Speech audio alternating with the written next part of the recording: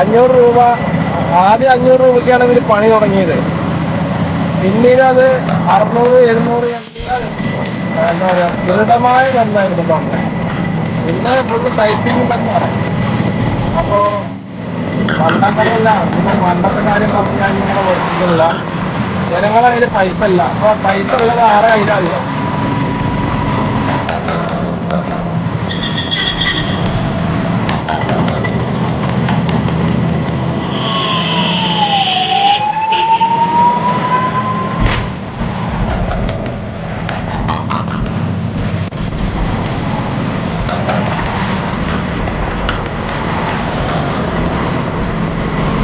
ഞാനിപ്പോ പോണത് ചികിത്സിക്കാനും കൂടി നമ്മുടെ കയ്യിൽ പൈസ ഇല്ല കേട്ടോ. നമ്മുടെ പറഞ്ഞു കഴിഞ്ഞാൽ എൻ്റെ കയ്യിൽ പൈസ ഇല്ല. അപ്പം നിങ്ങളെ കയ്യിൽ പൈസ ഉണ്ടാവില്ല. ഞാൻ സാധാരണക്കാരെ കാര്യമാണ് പറഞ്ഞത്. നമ്മളൊക്കെ സാധാരണക്കാരനാണല്ലോ. പിന്നെ ഒന്നാമത്തെ എന്താ അറിയോ, നമ്മുടെ കേരളത്തില് അസൂയയാണ്. അസൂയ, കുനിറ്റ്.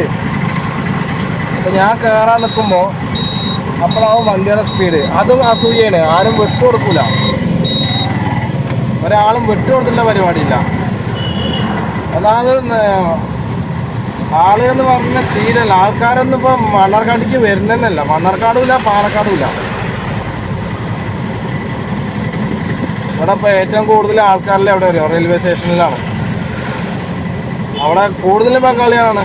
ഞാൻ ആദ്യം പറഞ്ഞില്ലേ അടുത്ത്, നമ്മുടെ പൈസ, നമ്മളെ മലയാളികളായ മടിയന്മാരായ മലയാളികളുടെ കാശ് മുഴുവൻ കൊണ്ടുപോകുന്നത് ഹിന്ദിക്കാരാണ്, അന്യസംസ്ഥാന തൊഴിലാളികൾ. അവർ നമ്മുടെ മലയാളികൾ കുറ്റം കാണുമ്പോഴത്തേനും, കുറ്റം കണ്ടുപിടിക്കുമ്പോഴത്തേനും ബംഗാളികളും പിന്നെ അവർ പൈസയും കൊണ്ട് നടക്കുന്നുണ്ട്. ഒരു ദിവസം ഒരു ബംഗാളിക്ക് 500 രൂപ. ആദ്യം 500 രൂപയ്ക്കാണ് ഇവർ പണി തുടങ്ങിയത്. പിന്നീട് അത് 600, 700, 800, 900, ഇപ്പോൾ 1200 രൂപ വരെ പിന്നെ ഒരു ബംഗാളിക്ക് ജോലി ചെയ്താൽ കിട്ടുന്നുണ്ട്. അത് മലയാളി എടുക്കേണ്ട പണിയാണ്. ഈ തേപ്പ് പണി, മതിലിൻ്റെ പണി, കരിങ്കല്ലിൻ്റെ പണി, പാടത്തെ പണി, കൃഷിപ്പണി എല്ലാം. അത് ആര് കാരണമാണ് പോയത്? മലയാളിക്ക് മടിയായതുകൊണ്ടല്ലേ പോകാത്തത്. ഞാൻ പണിയെടുക്കുന്നത് ഭയങ്കര കുറച്ചിലാണ്. മറ്റുള്ളവർ കണ്ടാലോ. ഏതൊരു ജോലിക്കും അതിൻ്റെതായ അന്തസ്സുണ്ട് കേട്ടോ. ഞാനത് നിങ്ങൾക്ക് അറിയുന്ന കാര്യമല്ലേ. നമ്മുടെ കേരളം ആണ് സാക്ഷരതയിൽ 1-ാം സ്ഥാനം എന്നൊക്കെ പറഞ്ഞിട്ട് എന്ത് സാക്ഷരതയുണ്ട്. ഒരു കോപ്പുമില്ല. അഹങ്കാരം. എന്നെക്കാളിലും വലിയ ആൾ ഈ ഭൂമിയിൽ വേണ്ട, കേരളത്തിൽ വേണ്ട എന്നുള്ളത്. അതുതന്നെയാണ്. നമ്മളെ ഒരുപാട് പ്രതിഭകളുണ്ട് നമ്മുടെ നാട്ടിൽ. കായികപരമായിട്ടുള്ള ഒരുപാട് പ്രതിഭകളുണ്ട്. ഇവർക്കൊന്നും പിന്നെ മെഡലും കാര്യങ്ങളൊന്നും കൊടുക്കാത്ത എന്താ? ഇവരെ പ്രോത്സാഹിപ്പിക്കാത്ത എന്താ?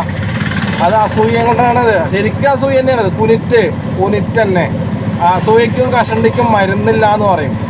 കഷണ്ടിക്ക് വരെ മരുന്ന് കണ്ടുപിടിച്ചു. അസൂയക്ക് എന്താ മരുന്ന് കണ്ടുപിടിക്കാത്തത്? ആരും വിട്ടുകൊടുക്കാൻ തയ്യാറില്ല എന്ന് ഞാൻ പറഞ്ഞില്ലേ. വിട്ടുകൊടുക്കൂല ആരും.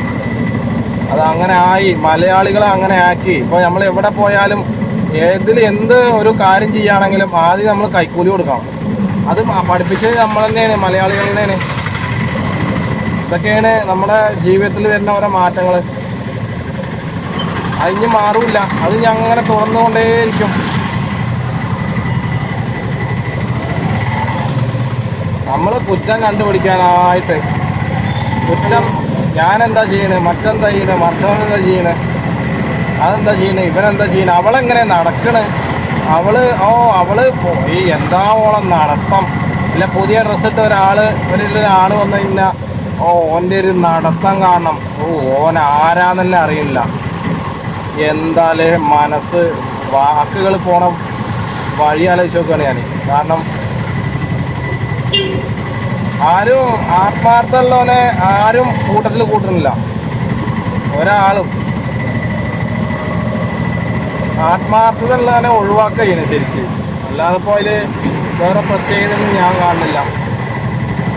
അത് ഓരോ മനുഷ്യന്മാരും അങ്ങനെ തന്നെ കേട്ടോ.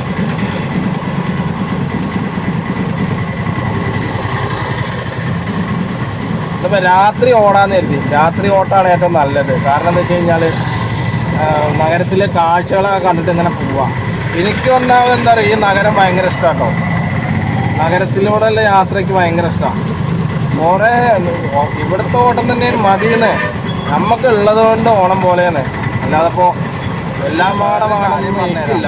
പറഞ്ഞുതരാന്നല്ല, പണ്ടത്തെ ഓരോ രസകരമായ സംഭവങ്ങളുണ്ട്, ഓരോരുത്തർക്കും ഉണ്ടാവുമല്ലോ അല്ലേ. അത് എൻ്റെ ചെറുപ്പത്തിലേ ഞങ്ങൾ കുറച്ച് കൂട്ടുകാരുണ്ടായിരുന്നു.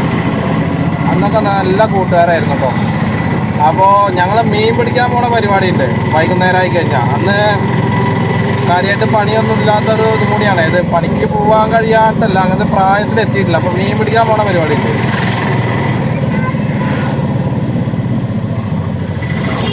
അപ്പോൾ പിന്നെ വൈകുന്നേരം ആയിക്കഴിഞ്ഞാൽ എല്ലാവരും ഒത്തുകൂടും. അന്ന് കൂട്ടുകാർ പറഞ്ഞാൽ അന്ന് മൊബൈലും കാര്യങ്ങളൊന്നും ഇല്ലല്ലോ, ഒക്കെ സംസാരിച്ചുകൊണ്ടുള്ള ഒരു കമ്മ്യൂണിക്കേഷൻ ആയിരുന്നു. നല്ല എന്താ പറയുക, ദൃഢമായ ബന്ധമായിരുന്നു കേട്ടോ അന്ന്. ഇന്ന് ഫുള്ള് ടൈപ്പിംഗ് ബന്ധമാണ്. അപ്പോൾ പിന്നെ അന്ന് മീൻ പിടിക്കാൻ പോകുമ്പോൾ എല്ലാവരും കൂടെ ഒത്തുകൂടിയിട്ട് എല്ലാ സാധനവും സെറ്റപ്പാക്കും. അന്ന് മീൻ വെട്ടിപ്പിടിക്കാൻ പറയും.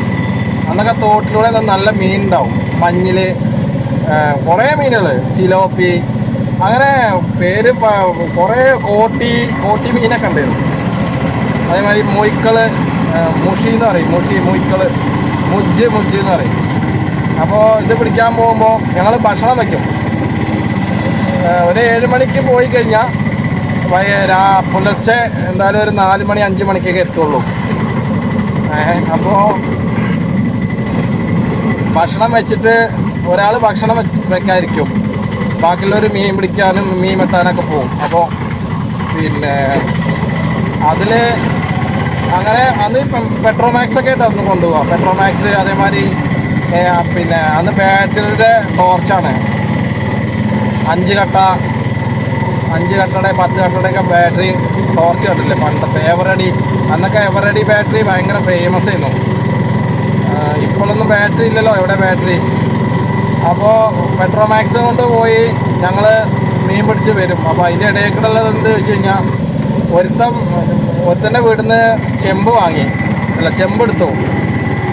അപ്പോൾ ഇതിൽ ഭക്ഷണം വെച്ചിട്ട് ഇതൊക്കെ കഴിക്കൽ കഴിഞ്ഞു. എല്ലാവരും മീൻ പിടിച്ച് കഴിയുമ്പോൾ ഇതിൻ്റെ ഇടയിൽ കൂടെയൊക്കെ കഴിക്കും കേട്ടോ ആൾക്കാർ. അതിന് ഭക്ഷണമാവും. അവസാനം ഭക്ഷണം വെച്ചിട്ട് എല്ലാവരും